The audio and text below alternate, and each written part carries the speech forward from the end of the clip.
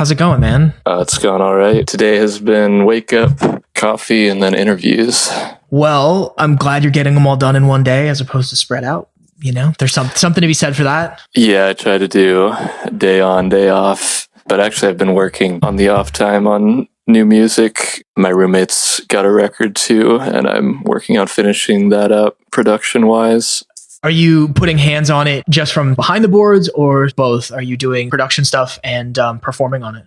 I kind of always do both when I produce. He's like more of an acoustic musician, so he'd come with the acoustic guitar and the vocals, and I would track over that. Actually, for this record, we got Andrew and Seth from Car Seat to track drums and bass, so it's three of us contributing as well as Segnan, who's the frontman of that group, but it's just sort of this studio musicians assembled for the project. Are you guys doing this remotely? All things being what they are? Well, we actually did most of this last year, but I never had a chance to finish up because I got distracted working on car seat stuff. But now is this sort of opportunity where I can just hole up and really finish these mixes. Pretty much everything is in place with tracking and instrumentation. I just need to hone them into complete mixes. Do you feel like this is an avenue for you, considering that we're not touring the project for the foreseeable future and things being what they are for the time being? Yeah, I mean, that's kind of just how my brain works, is that if I'm not working on something, I can't really relax. I went through a period, I had finished making A Door Less Open and just got really depressed for a few weeks. And obviously part of that was everything that's going on, getting locked down and realizing we won't be able to tour. We won't be able to do a lot of stuff around this record. But it was also just sort of the loss of having something to work on day to day. I allowed myself to feel like that and then started to move on and think about the next things I could do. Once I really picked up this project, it's been a relief to have something to go in and work on every day.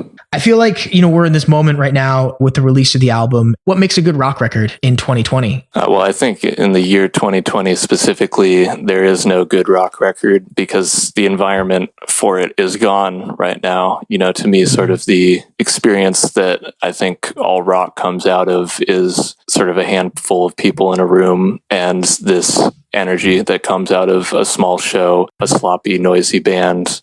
That energy can go in a lot of different directions, and if you put it in the studio, you add and subtract various elements to it. But I feel like you kind of need that initial energy of the small but energetic crowd that is there, that is receiving the music. It's just on a literal level, that's not going to happen this year. And I think people are going to make stuff that is a lot more solo-oriented, just products of imagination rather than that particular sort of energy. But I mean, we always kind of straddled those two spheres where a lot of it was just me solo and coming out of that imaginative process where I was listening to older rock records and forming new material around that. But in the years that we've spent touring as Car Seat Headrest and being a real band, I've really grown accustomed and dedicated to that on-the-ground energy as well, connecting on an immediate level with the audience and passing that back and forth. So it's just going to be really weird this year, but in a way, sort of more like the earlier model that I had, where I would just put something out and have no idea what's going to bounce back, where that energy was going to go. And sometimes you just have to do it blindly. And that's what this year is going to look like, I think, for anyone who releases anything. Do you think IG Live or something like that, as an example, is any sort of tangible or meaningful stand-in for doing a live show? I feel like the sort of production value of doing the National at Sydney Opera House is not there for most artists. And especially you can't really do that in retrospect. But do you feel like there's a virtual stand-in that could kind of at least mimic that immediacy and that energy? Well, I think anyone who really tries to mimic it, not going to work. I do think that live streaming does offer a very different environment that can be quite rewarding, especially at a time where people are stuck in their houses. You're seeing a lot more solo stuff and just off the cuff people in their houses. And that is enjoyable in itself. And that, in a way, is more of a genuine, intimate session with someone, getting a glimpse into their life. That's more genuine than if you were to go to a big venue and see, a solo artist playing as if it's in their bedroom. Now it literally is in their bedroom. I've done one public live stream that was that. I was just in my bedroom with a microphone, and people would request songs from my own catalog that I had never played live or hadn't played in years, and I'd have to look stuff up and play stuff off the cuff. That's a good way to connect. It's not the way I was expecting to be playing around this record, but it is something to do. I plan on continuing to look into that and bounce off in that way. You appraising pop music heading into this project, was it challenging trying to marry your lyricism and your production elements to pop's minimalism? There is an element of that. Did you find that challenging? Well, it was a fun challenge. It was sort of the puzzle that I was working on this record. If it was going to get to the point where I was banging my head against the wall, I would walk away from it or take a break on the song. But for the most part, it was just kind of rewarding to have a certain sort of structure to work either towards or against, depending on what suited my own voice and my own style of writing. Talk about something like Lady Gaga or a mega pop star artist streaming. I would love to see those sort of artists do that, because I think any of them really can. We're talking about talented singers, talented performers. They can probably grab a guitar or something where they can accompany themselves. To me, that sort of flip-flop is really important to any artist who's going to be working towards a larger audience, because to me, it's less about unifying and having everyone think the same thing as much as it is covering different ground at different times and reading the room and playing based on that. You should be able to have a more polished live show, more of a spectacle that works with the larger environment without losing that flexibility that can allow you to bring songs to a much smaller scale, much smaller level. What defines authenticity in rock is that ability to scale it down, back down from what it was. And it doesn't just seem like bullshit. Once you are playing it solo in a room, it still captures that energy. I think that's totally it. Culturally, we're kind of moving, you can call it poptimism or whatever. Sure. The sentiment against pop music, I think, is the idea of it as inflexible and sort of it has to be that big and it has to be that in your face all the time. I don't like that as sort of an ideology. And so if I'm approaching something like pop music or making a record that approaches pop music, that's going to be something that I'm doing differently, where it has this sort of weird, unique energy that can also feel really small and intimate, but it can also blow up and be presented in a larger pop aspect, for people who enjoy that sort of spectacle, that sort of music. For me, listening to the project front to back, I feel like there's this tangible theme of like a desire to change. Even physically, you've put out different versions of the songs depending on the format. This desire to become something else, especially on a track like Weightlifters. And I know that this song was one of the first that you wrote for the album. I want to know how that came together and why you decided to open the project with it. The seeds of it started getting planted in step with this phase of my career where I got signed to Matador. That was 2015, 2016. And it just felt like a really flexible and free time in my life, in comparison to something like college where the major structure was set for me. And there was a lot of uncertainty to the future, but I was kind of stuck in one place in the present. And this was sort of the opposite, where I felt like I can see a future in what's going on, but there is also a lot of flexibility in the present tense with what I can do with that. That affected kind of the way I see myself and how I processed my own identity, being able to bounce off of really different sources and different environments instead of being stuck in one particular one. That took root in the music as well. And I started making these tracks that tried to reflect this weird period in my life. And at times it felt like a good thing, this flexibility. At times it felt really negative, or, I felt displaced because of the same sort of rootlessness of the period in my life where I just didn't necessarily know what was going on day to day. So I think the album kind of pivots between those two things without coming to a complete conclusion. It is, in the end, just reflective of the change in a sort of neutral way.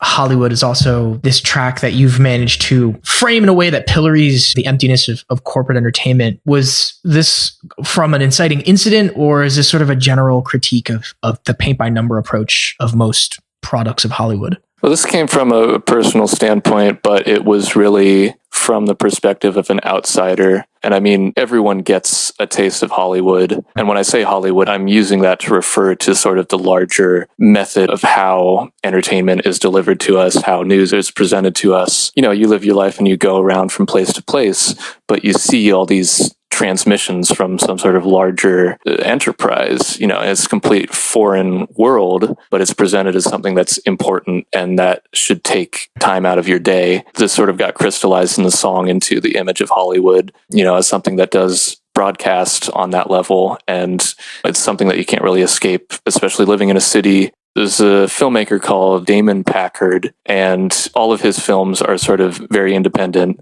and shot around LA. And a lot of it will just have characters walking past giant billboards of different movies, or, you know, going into the movie theater and watching these different movies. It's got this paranoid, sort of hostile energy to it, which to me is sort of the same thing that's going on in Hollywood. I really liked those films because they feel like an honest representation of, you know, you're just going around and you're just a person, but there is this larger thing that is somehow coming from other people, but it's presented in this very inhuman way. You don't even realize it's happening. And I feel like I read an article not that long ago about how there's, I can't remember if it was Venezuela, but there's a country in South America where it's illegal to use public space for advertising. You can't use billboards. Okay. And so the effect is you go there and it's, as an American or as a Westerner, it's very jarring because you don't see a 300-foot billboard for, you know, Mission Impossible 9 or whatever it is.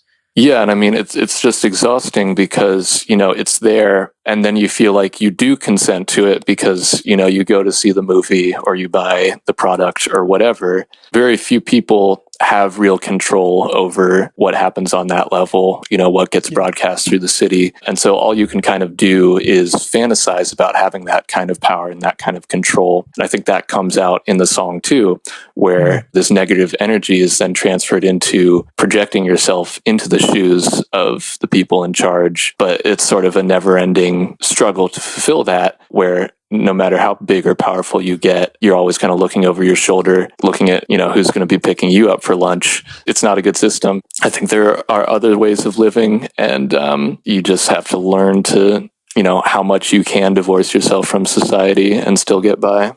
Pop music has always had a tendency to embrace the mercurial. You know, reinvention is what's given somebody like Bowie his legacy. Is the integration of the mask for this project a way of creating a stronger boundary between yourself and the versions of yourself in the songs?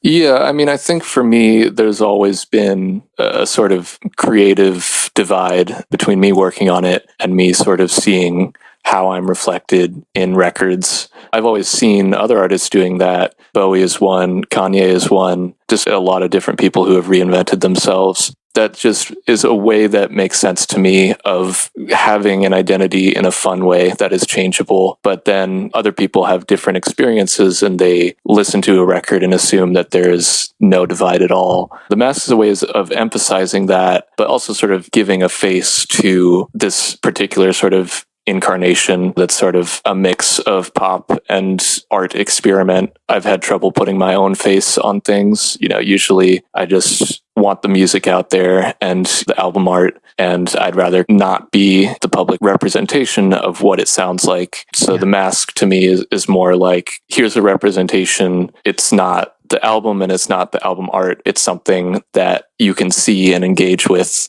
It should have the flexibility in my mind that an artistic project does, where next time around it can change, you know, or the mask could change design, or the presentation of it could be different. You mentioned Kanye as somebody who embraces reinvention. Do you feel that his current incarnation is a sincere one, or do you think we should expect yet another kind of metamorphosis? Or do you feel like where he is where he's always kind of aimed to be? To me, sort of Life of Pablo era was as flagrant and out there as I could take. It kind of hit the right buttons for me in terms of, there is ego and arrogance, and there is also sort of the artistic weirdo in that. And I was kind of hoping at that point he would shift away. And you can kind of see there are parts on Life of Pablo where he's sort of slipping into the benevolent dad figure, where he's okay with just releasing a freestyle verse that's just him mumbling and picking up the phone instead of delivering on the raps. And so I was kind of hoping he would move more in that territory, but instead he just got into the Trump thing, into the ego thing even more. I just kind of lost interest, but I think that he has kept making musical projects that encapsulate these different eras of his life. The recent ones interest me less. They resonate with me not as much. Well, I was listening to the project, and Life Worth Missing it got me. And I just want to know more about that track and how it came together and where you were when you were writing it.